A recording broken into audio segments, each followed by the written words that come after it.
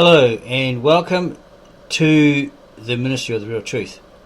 Today we are going to look at both the Brita in Aramaic with Genesis account in English and compare it with the ancient mythical account in the cuneiform of the Sumerians, Akkadians, Babylonians, Assyrians of the creation and flood, etc. Because we came across a video on YouTube, and the first 5 minutes of it, we don't know if they're Pan-Africans or of the Hebrew Israelite, the US Hebrew Israelite persuasion, but one of the guests quoted or stated that Christianity first reached Africa before it reached Europe. That's incorrect. He's basing it on that Christianity, or the good news, reached Ethiopia, which became a Christian nation. So they were the first. Okay. They were in Africa and they were the first. Whereas the scripture says that Philip met the eunuch, the chariot driver, the Ethiopian, and he preached him the good news, and then this Ethiopian embraced it and went back and introduced it to his people in Ethiopia.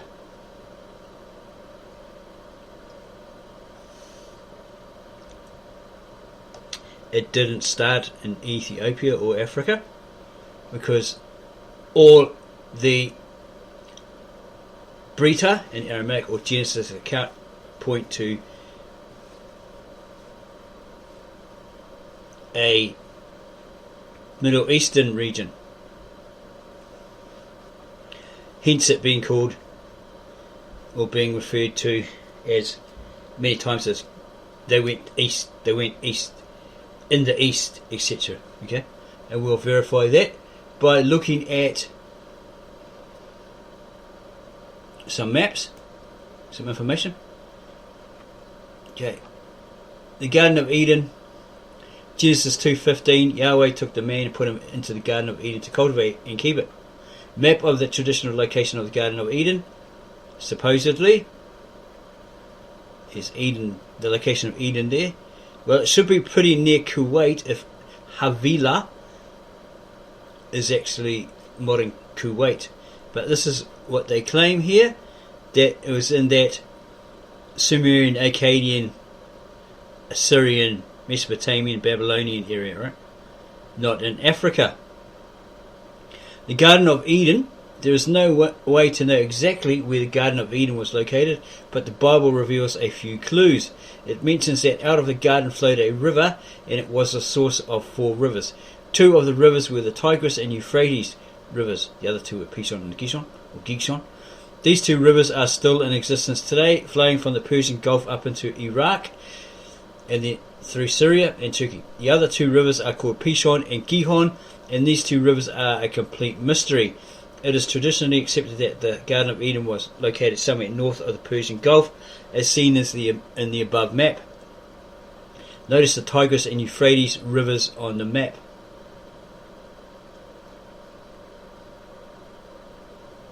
This is ancient Mesopotamia, right? That Middle Eastern area, or that Eastern area. Genesis 2:8, Yahweh, God planted a garden eastward in Eden, and there he put the man whom he had formed. And to water the vegetation, according to the Genesis account, the Brita and the Aramaic, or the Genesis account in English, there stemmed from Eden a river flowed through it, and then this split into 4 tributaries, or 4 heads, and then it went into these different lands, as we can verify in the Brita in Aramaic or Genesis in English.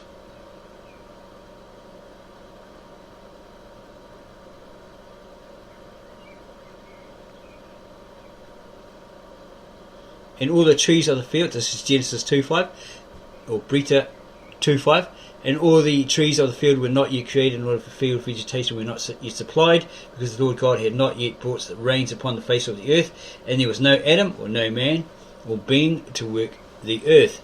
And the waters welled from the earth and irrigated all the faces of the earth, or in your modern versions, a mist. Okay, so Lord God creates man from the dust, Adam, right, the human being, from the dust, to resemble himself.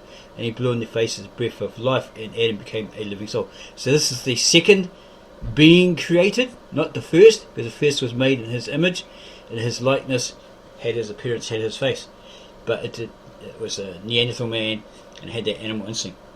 Okay. It didn't have that spirit, the Spirit of God, placed in it, where it can communicate, be in the presence of God, communicate, talk, etc., etc., walk with God, talk with God, whatever. Okay. So off it went towards the east somewhere, and as God said, go forth, increase and multiply, etc., etc. Okay. So the second being created, Adam, who was moulded from the dust or the earth or the ground to resemble God, who was in his image. God blew on their faces the breath of life, and Adam became a living soul. He was animate, right? He was once an inanimate soul, then he became this animate soul. Got up, walked around. And the Lord God had consecrated paradise, he blessed it. Okay. In Eden from before, and there he set Adam, or the man whom he had moulded. And the Lord God supplied from the earth all that is pleasing to the sight and delicious to eat, etc., etc. And the river flowed out of Eden to irrigate the paradise. Because obviously trees and vegetation need water, don't they? And from there it divided and became 4 tributaries, or as the footnote says here, 2:10, literal Aramaic idiomatic figure, or form of expression, right? Figure of expression, or of speech, heads. So it branched off into 4 heads. Yeah. The name of the first is Pishon. That is the one which goes around the land of Havilah, which is supposedly modern Kuwait, where there is gold. And goes on about the gold. And the name of the second river is Gihon. There's the one that goes around all the land of Cush. Yeah, people say, oh, that's Ethiopia. Well, what we've read, it actually may not be. But this river apparently goes through and watered Jerusalem. Yeah, that was their water supply. You go look at the scriptures and the maps. And the name of the third river is Tigris, which goes before Ashur. This is the land of the Asherai, or the Assyrians. And the fourth river is the Euphrates, which they reckon is drying up at the moment. And the Lord God fetched Adam and left them in the paradise of Eden, so they may work the land and guard it, and so forth. Okay. So we're going to have a look at a map, because that person said on that particular video on YouTube that Christianity started in Africa, or reached Africa first and before Europe. So we're going to prove him wrong. So here's the map. A map. Okay. Here's Africa here. Land of the Egyptians, the Nile, etc., which has no connection to it. Here's the Red Sea, Gulf of, looks like Aden, Indian Ocean, Gulf of Oman, Persian Gulf, Mediterranean, Black Sea, Caspian Sea. Yeah. The Greeks, the Romans, etc., ended up living here. That was considered the West. Up this way. The West. Okay. And we read that, or came across a image that said Garden of Eden was found in Africa, West Africa. Okay. So we had a look at a West African map. This is West Africa. Where in West Africa was the Garden of Eden? Okay. This is in the West. Hence it being called Western Africa. Here, further up, way up here, is the Garden of Eden. Way up here, right, way past Africa, right, and so forth. So, somebody verify where it is exactly in West Africa. Yeah, there's Africa there, in West Africa down here somewhere. So what is this part? Is that a part of Africa or the eastern regions? Because there's the west over here, don't forget, Greece, Rome, etc. Caucasus Mountains, that's all, that area here is west. Yeah. If West Africa's down here, then this must be a western region, and that's what they were known as, the Greeks, from the west, who ventured into the east. So is this part here all to do with the east? Okay. There's the Euphrates River, and the Tigris branching from that, supposedly Gihon, which ended up going through Jerusalem apparently, and the Pison. These two haven't really been found, so we read, so they claimed. But according to the Brita or Genesis, further down, okay, one goes around all the land of Havilah, which, as we said, is modern Kuwait, supposedly. And the name of the second is Gihon. That is the one that goes around all of Cush. And the name of the third river is Tigris, which goes before Ashur, the land of the Ashuri or the Assyrians. And the fourth river is the Euphrates. So that blows that, Christianity reached Africa first, or Eden was in Africa. It totally blows that away. Here's another map of supposedly where Eden was located. Here's Havilah, Nod, the land of wandering, Assyria, and Cush. If Cush is in Africa, then what the hell is it doing on that side? Ethiopia is way over here somewhere in Africa. Then how can it be here? So it must be a completely different lot of people. And here's the worldwide map. So you can see here is Africa. Right. Here's a crossing into this region here. So it could possibly be attached to Africa, but then this part of that so-called Africa is attached to this part, which is of the east, right? So if the scriptures are saying in the east, okay, and this is the west, Western Africa, then there's something wrong there, isn't there? And this area here is the west, where the Romans were, etc. Okay, Asia Minor, Asia, Europe, Caucasus Mountains, etc., etc.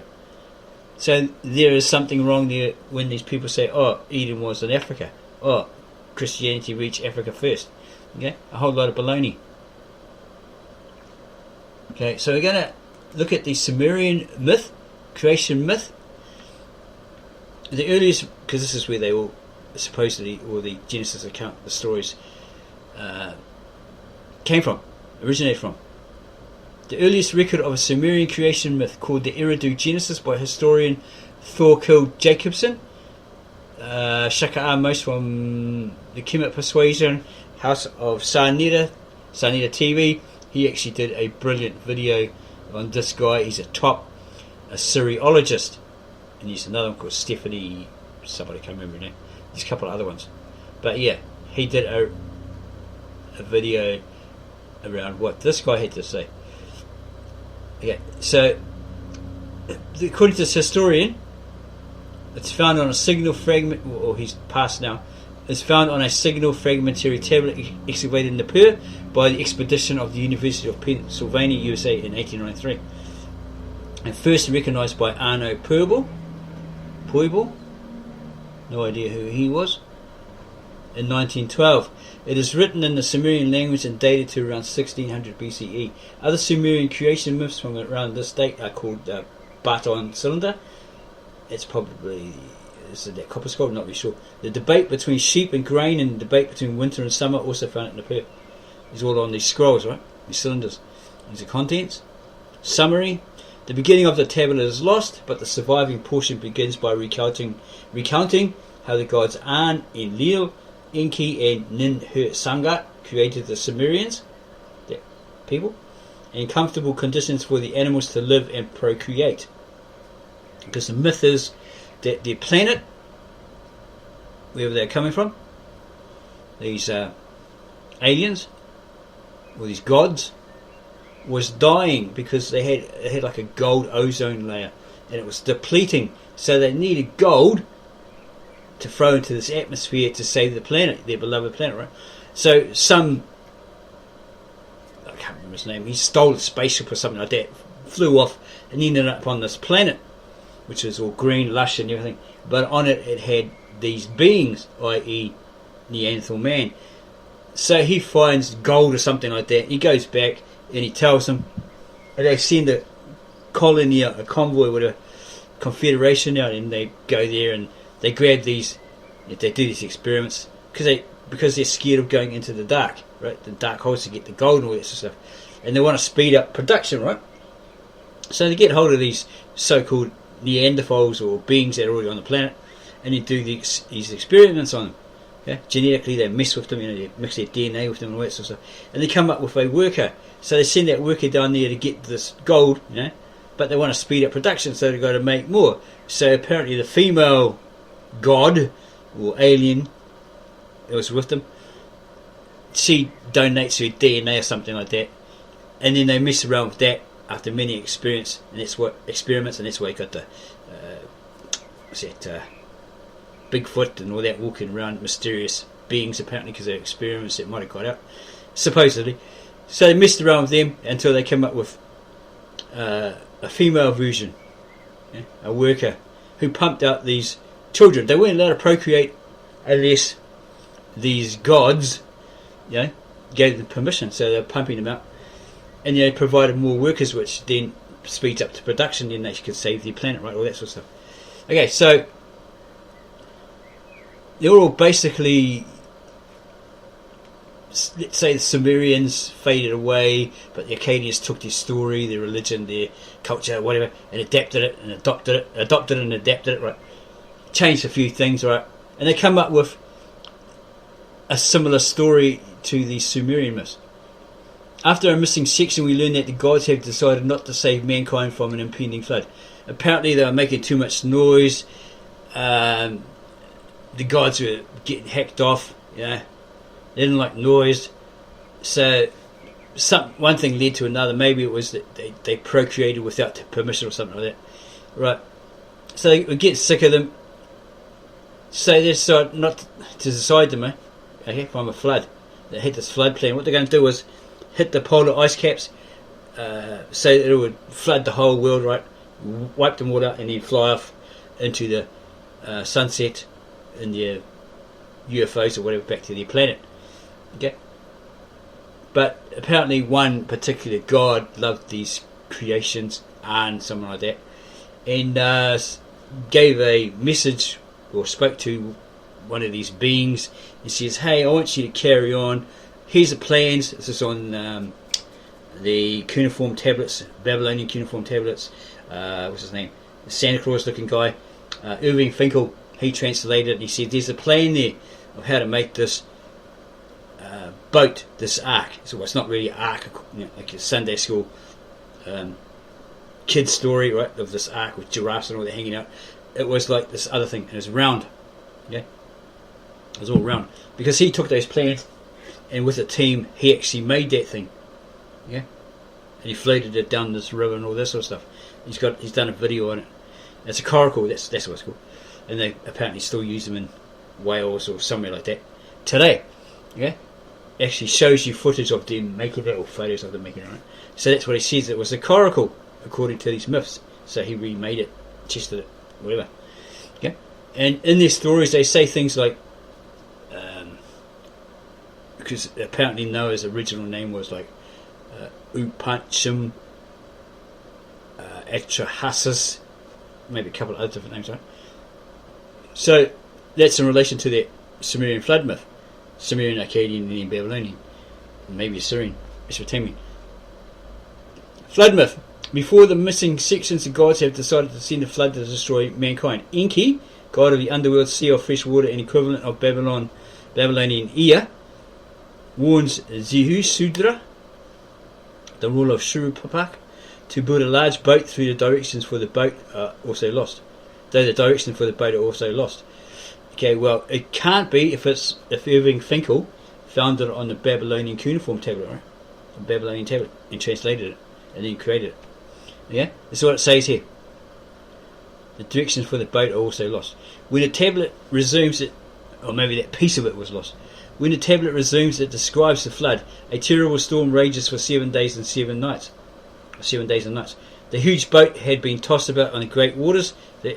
Just compare it with your Americanized modern English Bible version. It says 40 days, 40 nights, all that sort of stuff, right? This is very different. It's saying 7 days, 7 nights. And those old myths that everything supposedly originated from. 1,000 years, 3,000 years older. Okay, when the tablet resumes, it describes the flood. A terrible storm rages for 7 days and nights. The huge boat has been tossed about on the great waters. Then Utu, sun, appears and Zustra opens a window, prostrates himself. This is supposed to be Noah. Right? It's a Babylonian name for Noah. Prostrates himself and sacrifices an ox and sheep to the gods, right? Got to appease the gods, you know. After another break, the text resumes with the flood. The break means that there's probably a piece missing, or it's chipped off or something like that. The text resumes with the flood apparently over and Zeusudra prostrating himself before An, sky and Enlil, Lord breath, who give him breath eternal for preserving the animals and the seed of mankind. The remainder is lost. Okay, so he's an immortal. Okay, in the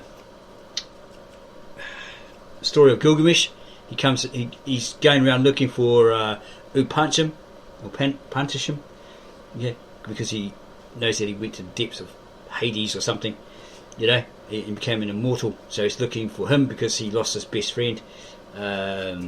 Used to be an animal, you know, run with the animals, and he died. So he's really sad, etc., etc. Yeah, the epic of Zeusudra adds an element at lines 258 to 261, not found in other versions, that after the river flood, King Zeusudra, they caused to dwell in the land of the country of Dulman, the place where the sun rises. So what you got to understand is, like, we have a book. It's History of the World by Bernard Grun, 3rd edition, which actually says that there was floods, lots and lots of floods in the Mesopotamian region. Also, if we recall rightly, the Aramaic translator Victor and Alexander, somewhere along the way, mentioned, yeah, it was Mesopotamian floods only. It wasn't a global flood yet. Okay, so maybe the scientists are right when they say something hit the world, hit the earth, right, and caused this gigantic flood, global flood, worldwide flood.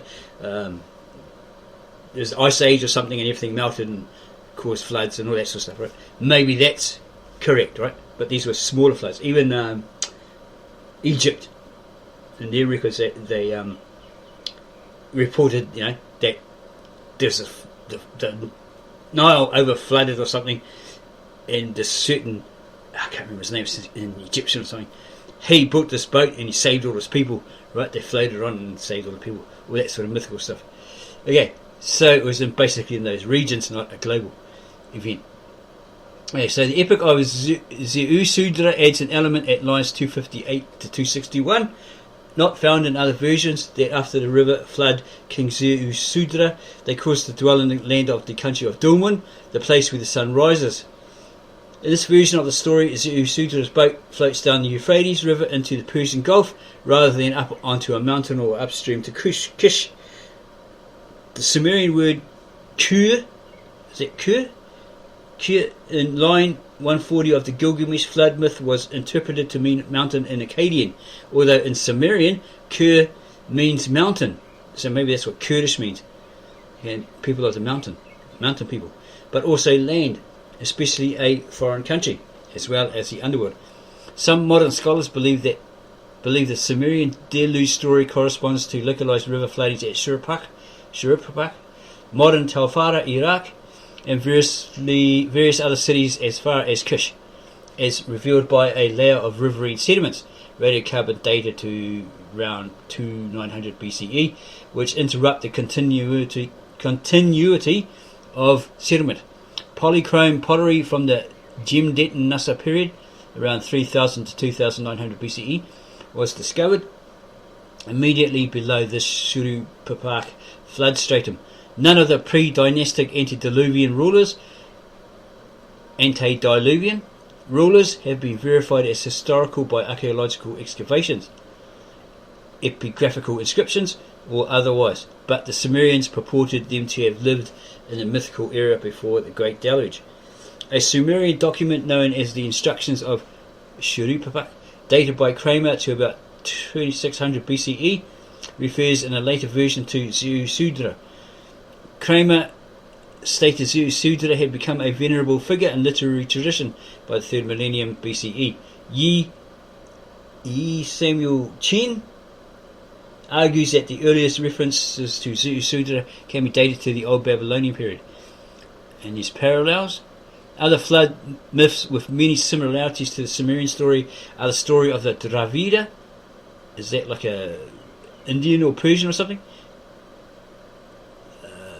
Not very sure. Let's just say Eastern, right? King Manu in the Matsa Purana. It sounds like Indian or Tibetan or something like that. The Ut-Nat-Pishtim episode. That's the name of Noah. Okay, in the Sumerian myths. And then there's Atrahasis episode in the Epic of Gilgamesh and the Genesis flood narrative in the Bible. The ancient Greeks and Romans had two similar myths from a later date: the Deucalion story and Zeus's world flood in Book of Ovid's Metamorphoses. Maybe you could read those, right? Yeah, pretty sure this is like, not too sure if that's Tibet, Himalaya, or actual Indian. Or this guy here. We have to look it up. Check out this guy. Dravidian kings, right? Zeusudra and Shi-Suthros. Zeusudra is known to us from the following sources: from the Sumerian flood myth discussed above, and so forth. A later version of a document known as the Instructions of Shuru-Papak refers to Zeusudra. Okay, in both of the late dated king lists cited above, the name Zeusudra was inserted immediately before a flood event, included in some versions of the Sumerian king list. However, no other king list mentions Zeusudra. So they suggest look at these.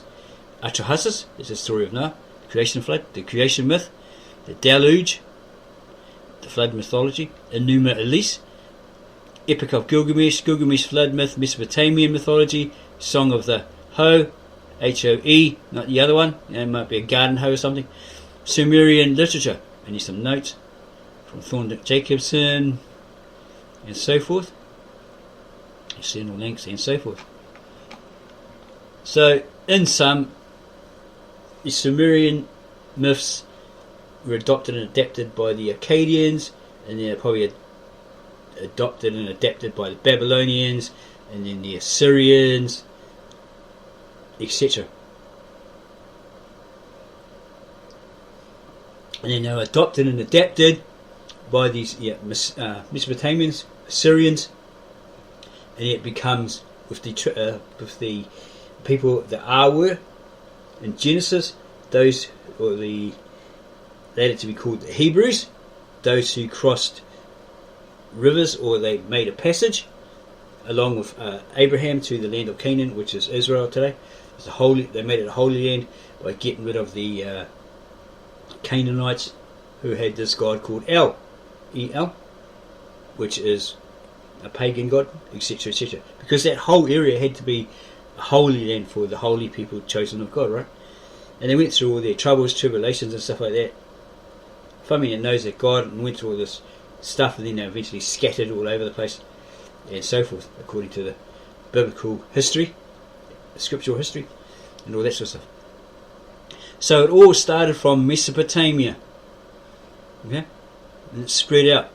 It was way before these Egyptians. They didn't have like an animal drawing, their language, Egyptian language, their hieroglyphics, or whatever. They had their own language. Maybe they went there, according to this different books we've read. They've probably taken some of that, because they did trade. They went there and we'll trade you this for that. That's how they, got on in those days apparently. People coming in from the sea, maybe the Phoenicians, something like that. Trading with them. their goods for their goods, especially lapis lazuli and all this sort of stuff.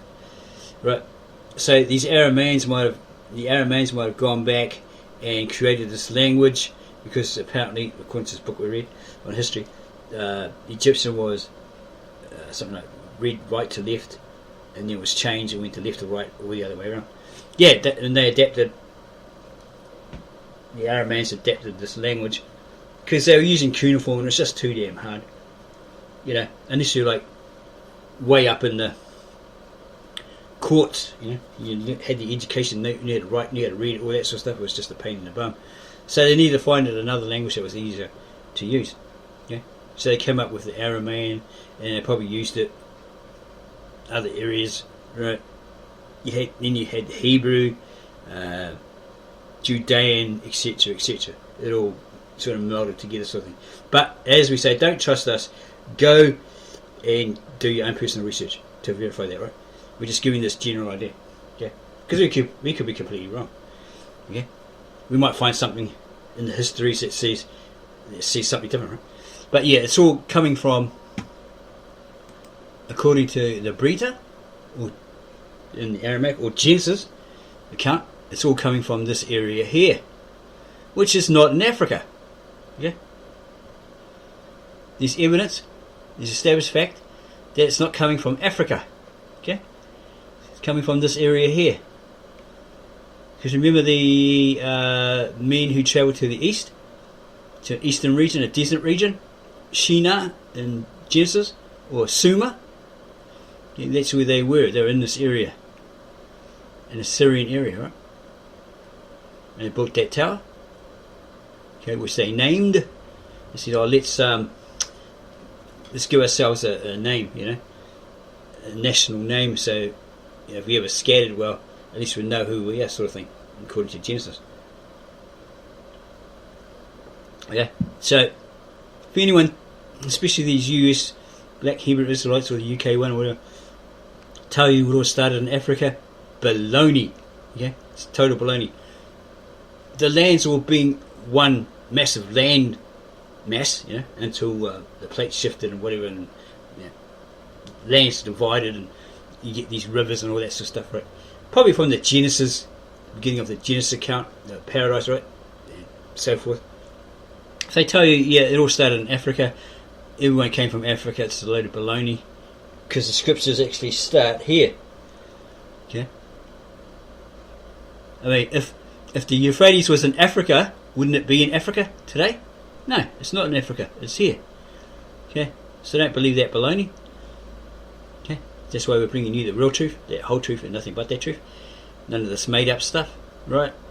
And silly names like Yahoo Washi Washi, Yahoo Woo Woo Woo. Oh, it's in the Hebrew when it isn't. We've verified that through a Dr. Professor James De Francisco, who has 2 PhDs or doctorates in Aramaic, which will probably be the modern, or Syriac in Hebrew, modern Hebrew. We presented those names because we heard them on a live stream from Sarnita's Household Consciousness. A lady was saying it, and other people were saying, "Oh yeah, praise Yahoo Washi Washi, Yahoo Woo Woo Woo," whatever, right? So he approached him with it, and he says, "What the hell is that? It's not even Hebrew. It's made up." You know, this guy should know if he's an expert in it. So here is the ancient Sumerian account again. Ancient Sumerian accounts of the Great Flood, gods left earth to be safe in the heavens. Ancient Sumerian accounts of the Great Flood speaks of a time when gods came down from heaven, creating the first cities on earth. But these same gods left earth to be safe in the heavens before the Great Flood swiped across the planet. While there are many accounts of ancient prehistoric floods, the earliest flood legend in the world mythology actually originates in one of the most enigmatic and mysterious ancient civilizations to inhabit our planet, the Sumerians. The account of the Great Flood, according to ancient Sumerian legend, date back to about 200 BC, to a time when gods left earth to be safe in the heavens. Remember the desert region that all the men flooded to in the east? They all gathered in one place, Sumer or Shinar. That's probably where these Sumerians started up. Yeah, and then God comes down and stops them working on the tower, and then disperses them, scatters them across that region, that earth, with these different languages to confuse them all, right? Okay, so that's probably where that started. Yeah, this big city, this big group, the Sumerians. Many of the ancient Sumerian clay tablets provide incredible stories that are mainly considered as legends or myths. Myths always have that little piece of truth in it, right? It's a way that those ancients could explain something, like their kid, right? Oh, Granddad, why is the grass green? Granddad, why is the sky blue? Granddad, how come he's white and I'm black or brown? Granddad, you know, those questions, right? Or curious people. That's their way of explaining it. They add a bit of a story to it, you know. Or the gods, you know, the gods gave us steel, and, you know, Conan sort of thing. Anyway, many of the ancient Sumerian clay tablets provide incredible stories that are mainly considered as legends or myths simply because we are unaware of their true meaning and can't comprehend something that makes our mind wander into the unknown. Yeah, in those days it's like, oh sheesh, there's something flying across the sky. What the hell is that? Oh, it's a chariot. And those people in there are the gods and all that sort of stuff, because they can't explain it. So they're looking around, well, what can I compare it with? Okay, the chariot over there's got wheels, that's got wheels that go around, and you can sit in it, so these people are sitting in it, you know, inside all that sort of stuff. So you go, it's the gods, you know. Okay, the ancient gods An, Enlil, Inki and Ninhursanga created the black-headed people. Yeah, Hebrew Israelites say, oh, that means it's Africans. These people had black hair. Okay, black-headed, black hair. That's what it means, right? While also creating comfortable and condition for animals to live and procreate. That's what we read before. Then the kings descended from heaven. Kingship descends from heaven, and the first ancient cities are found: Eridu, Bad Tibira, Labarak, or Larak, Sipa, and Suripapak. In the Sumerian region, the Mesopotamian region, Assyrian, right? Not in Africa. You can understand that once these people are dispersed from the Tower of Babel, according to Brito or the Genesis account, okay, they migrate over here. Okay, it's a bit cold over here. We'll just keep going over here. We'll try to find somewhere warm. And they end up there, right? So they get this tan because the sun's hitting them all the time, right? Maybe their body adapts. Maybe they evolve. Was it RH or something? RNA, whatever. Melanin, etc. You know, become darker, right? Because of the heat constantly hitting them. Whereas the people that roamed to the west or into the European areas like Caucasus monks or whatever lived in caves and it was cold, so they got to keep warm, so they got to go kill animals, strip them of their fur, you know, put it on, and it's much better, right? Okay, there's two different regions that have two different temperaments, two weather conditions, right? One's really, really hot and one's really, really cold. Okay, so obviously you're going to get pale, aren't you? You got these furs on.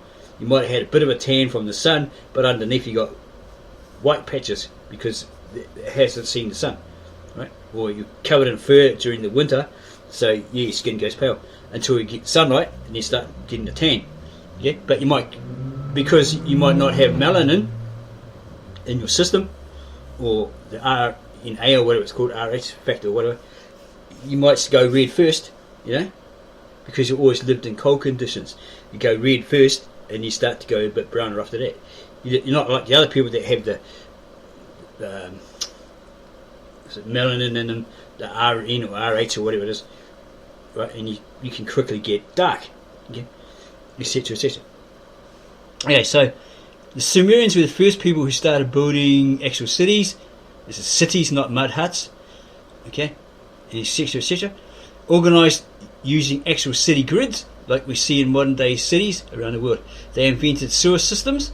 They invented cobblestones, frequently used in the pavement of early streets. They were also taught in agriculture, but most importantly, they were the first civilization. When you look at the word civilization, that's where they stopped fighting each other and they actually became civil. They were at peace with each other. The north, the south came together. I.e., the perfect example would have been Egypt. Okay, we'll give them that credit. They invented the first known writing systems by using the cuneiform script on clay tablets. Yeah, that's the Easterners. Okay, the Mesopotamians, Assyrians, Sumerians, Akkadians, etc. Right?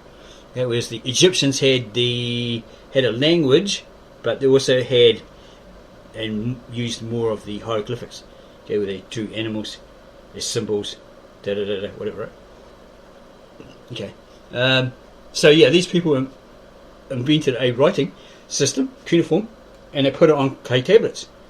Okay. Carving the stones too hard, you might lose the stone. You might throw it in a river or something, or whatever. Use it for an anchor. So it's easier to put it on clay and then fire it, right? Etc. etc. Hell of a lot easier to carry around than 613 stone tablets. They were one of the most advanced ancient civilizations. History tells us many interesting facts and stories about the Sumerians, and even today archaeologists and historians still do not have a complete picture that could tell everyone about the people that once inhabited the region of the Tigris and Euphrates River. So they've got to guess it.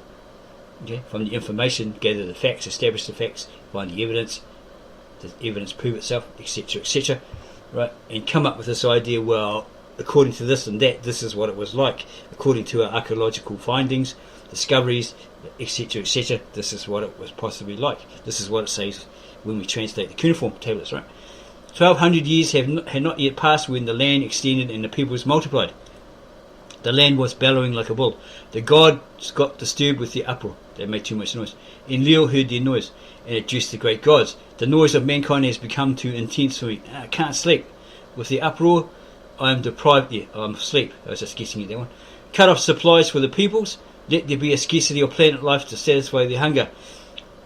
Adad, another custodian, should withhold his rain, and below the flood, the regular flooding of the land, which made it fertile, should not come up from the abyss. Now, this is a pantheon of many gods that the Sumerians, etc., had belief in, right? What's the god of the river? Oh, what's the god of the sky? Oh, how about that god? Oh, that's that. Making up all these pantheon of gods. Adad, another custodian, should withhold his rain, and below the flood, the regular flooding of the land, which made it fertile, should not come up from the abyss. Okay, so they're basically depriving them. Let the wind blow and parch the ground. Let the clouds thicken but not release a downpour. Let the fields diminish their yields. Everything dries up, right? There must be no rejoicing among them. William Bramley, The Gods of Eden. Were gods angry with humans?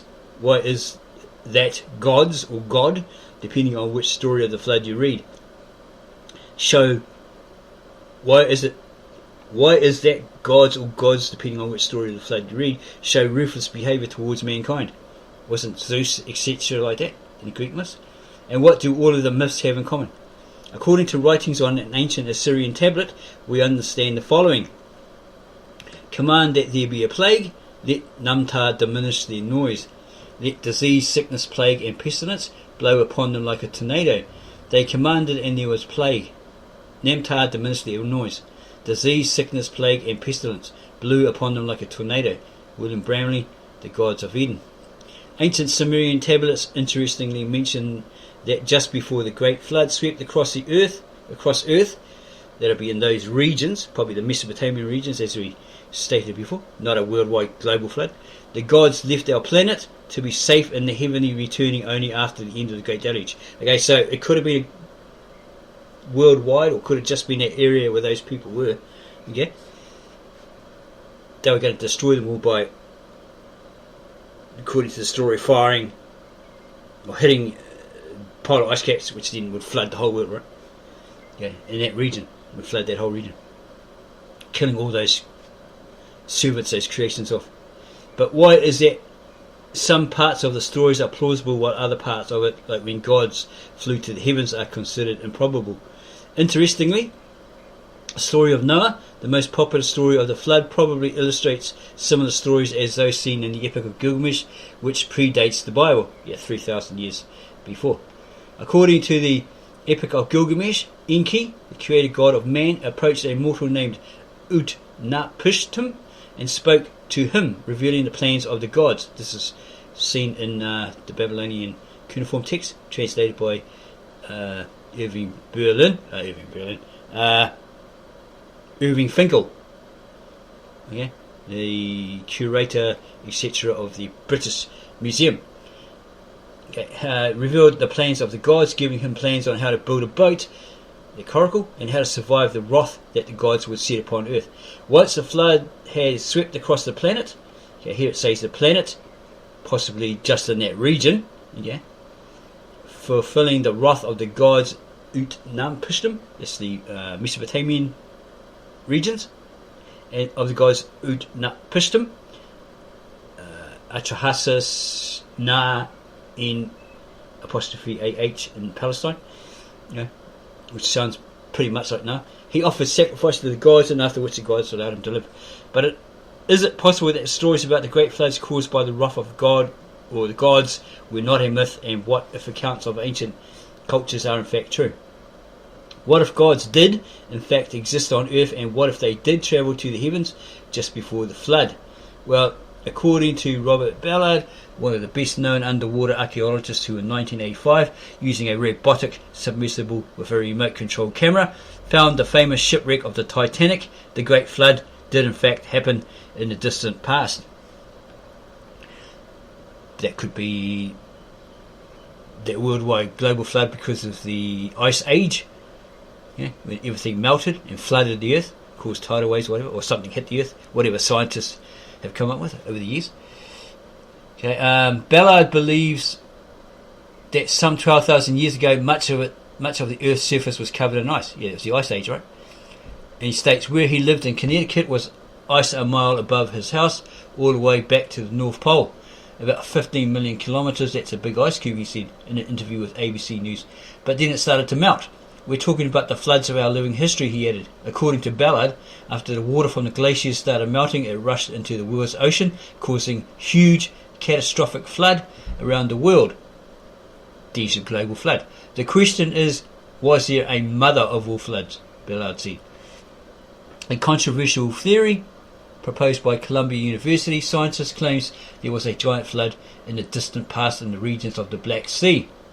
According to researchers, the now salty Black Sea was once an isolated freshwater lake, which was surrounded by huge areas of farmland.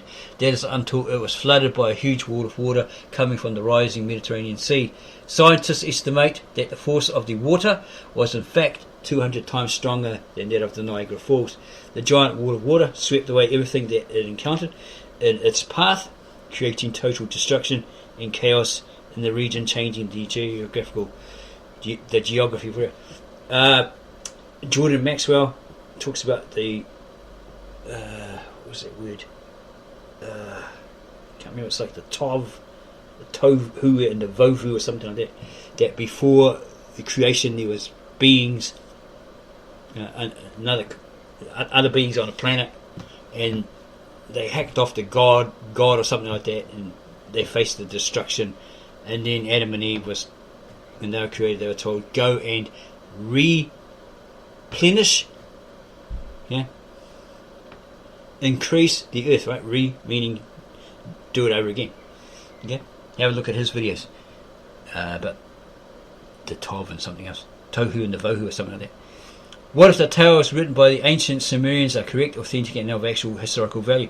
Is it possible, like ancient clay tablets suggest, that gods did in fact descend from the heavens, creating the first cities on earth? And is it possible that these same gods escaped to the heavens before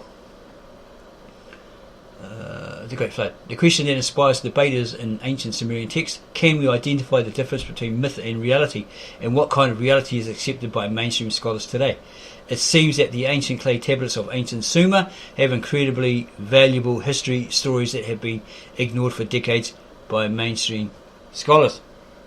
Okay, so if you found this video very, very interesting, hang on, we haven't really looked at the Garden of Eden, have we? Okay, we go back here a bit. Here we go.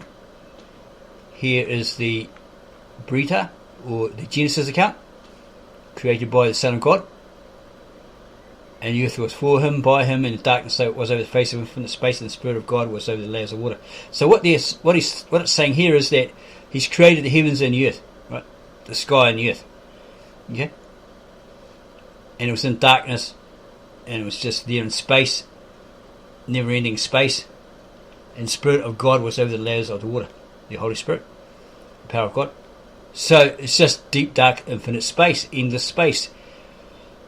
no mention of planets and all that sort of stuff yet. And God said, let there be light, and there was light, so he created light. Well, it's like you turn on a light to see what you're doing, when you're working on something. But he was that light, right? But he created light for a special reason.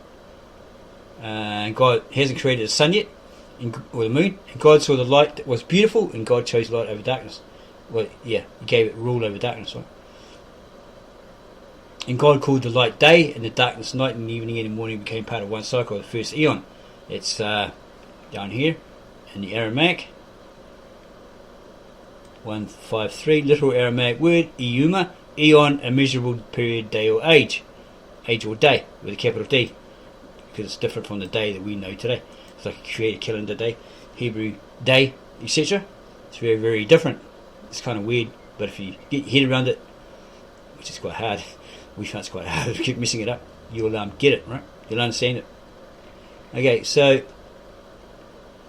yeah, so that's what it means. It doesn't mean like a literal 6-day week and 1 day off. The 7th day, right? That comes later. And God said, let there be sky in the balance of the water, etc., etc. Then he created the sky, and he differentiated between the water, etc., etc. And he called the sky heaven, and that was the evening and the morning of the second eon. Immeasurable period, unfathomable period, age, eon, era, or day with capital D. And all this sort of creation stuff. Then he makes the suns in the sky of heaven. It's the sun and the moon. Okay, this is the way the Easterners wrote it. Yeah, because they're both lights, aren't they?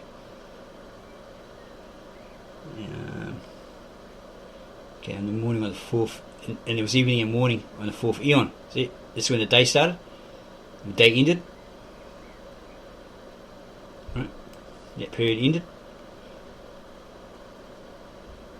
Where is these? Oh, here we go. And God said, let there be suns, sun and the moon, or lights, in the sky of heaven, so as to choose between the day and over the night, that they should serve for signs and wonders, seasons and cycles, and for years. Okay. And apparently the Hebrew year was like 10 months or something like that. It was actually quite short, supposedly. Okay, so these are signs and things to amaze at. You look up in the night sky, wow, look at that. What's that thing going across the night sky? Wow, and try and figure out what it was.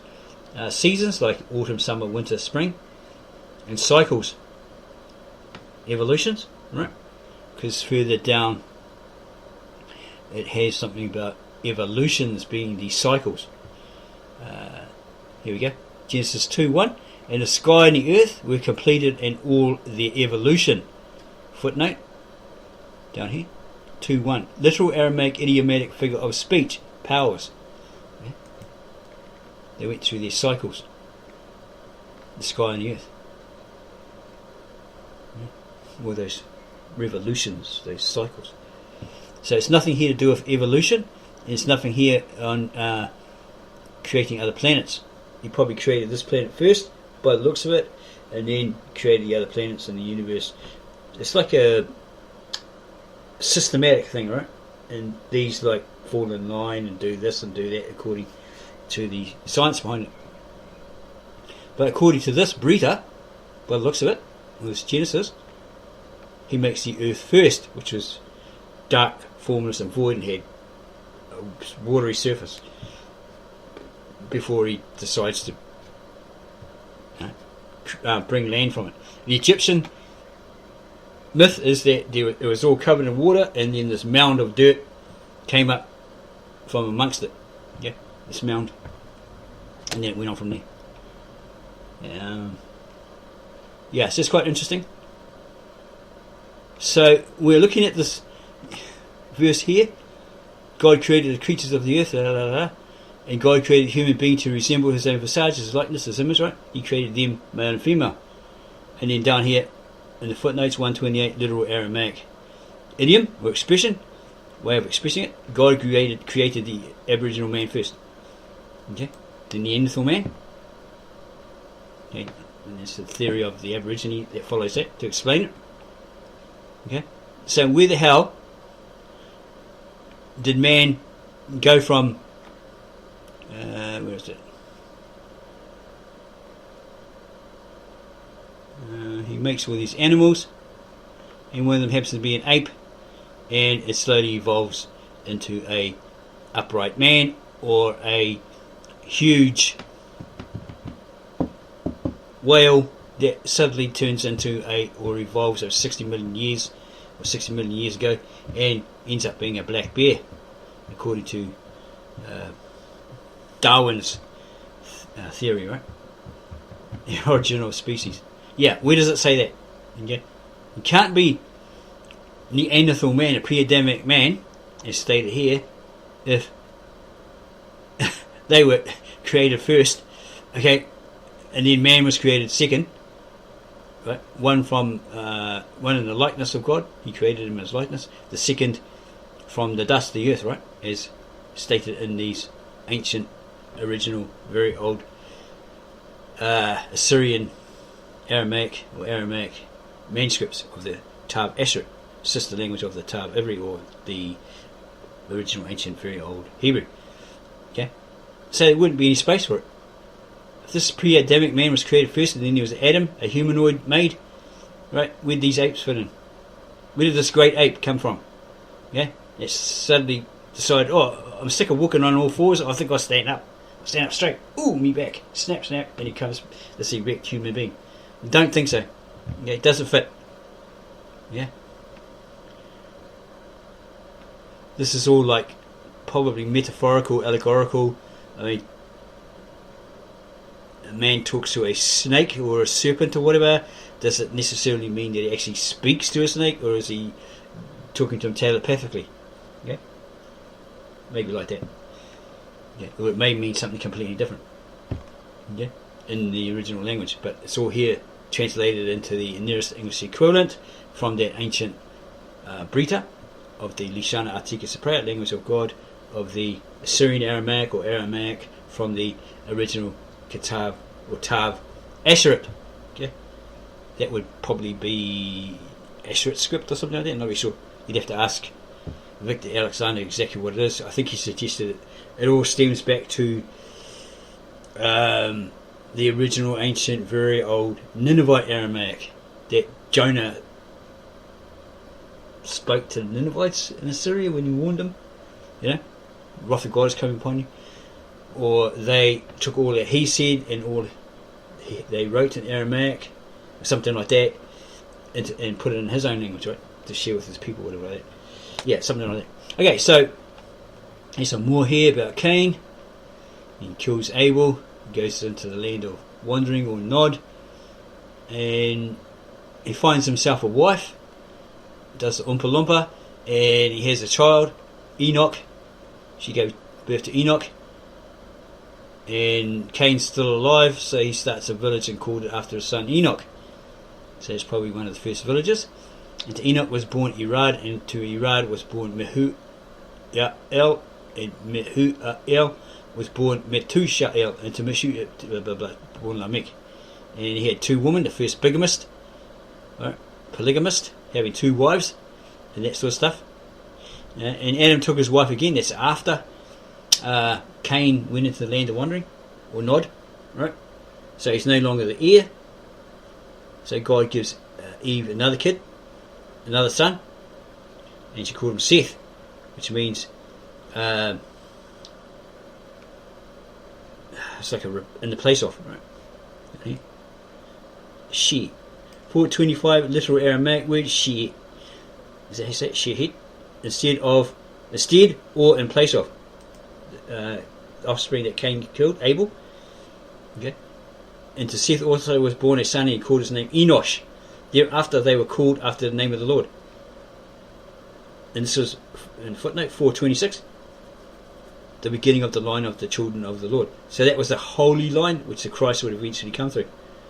Yeah, but these certain beings left their rightful place, and in Brita or Genesis 6, around about that period or after, maybe 7, they saw that the men of the unholy line, Cain's lot possibly, his descendants, had women, they had females, daughters, so they, ooh, she's hot, ooh, I want that one, I'll have that one too, and that one, right, marry whoever they wanted, you know, get hold of, and had children to them, but they might have been Neanderthals, and that's where the interbreeding started, and that's where you get your hybrid human being. Okay, because we've got that, supposedly got that Neanderthal in our DNA, and then they eventually got breeded out, right? Because humanoid was faster, stronger, you know, all that sort of stuff. Well, the Neanderthal man was pretty strong. Wouldn't want to mess with one of them, right? They're like a wrestler or something like that, and crush your bones like an ogre. But they eventually got interbreed out, yeah, out of existence. They couldn't hack it anymore, right? And they just, I guess, for too much interbreeding, they slowly disappeared, right?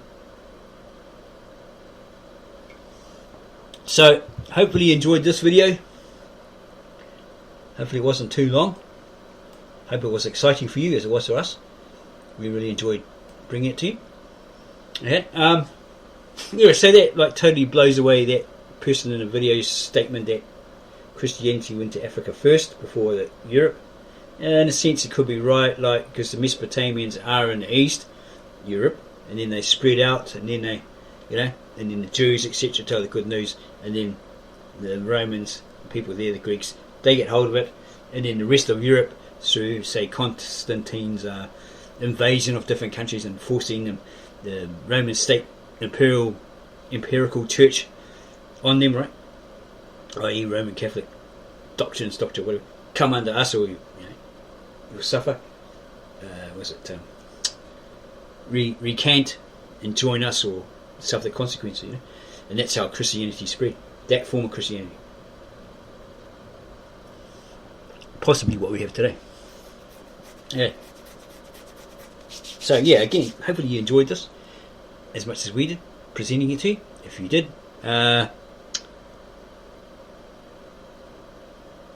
subscribe to our channel, give us a like, add your comments below, and we'll get back to you on those, probably sometime next Christmas. No, just joking. And yeah, go share this video with all your friends, family, church friends, Muslim friends, etc., to help them. And if they're confused, they're like, yeah, but the Bible says this and the Bible says that, but it's not very explanatory. I'm confused, I've got these confusions, I'm like stuck. Where did Cain get his wife from? Oh, it must have been a sister, you know, all this sort of stuff, because they didn't get together and do the Oompa Loompa, Adam and Eve, until after he'd gone into the land of wandering. Okay, so Seth becomes the heir, because Cain's not around, he's somewhere else with other people, right? And then the holy line starts. Some of them fall away. Okay, go marry and interact with these Neanderthal women that are in the east, have these hybrids, get slowly breeded out. Okay, all this sort of stuff. Okay, as we said, subscribe to our channel, give us a like, add your comments below, we'll get back to you on those ones, and then go share it with all your family, friends, neighbours, strangers, and so forth.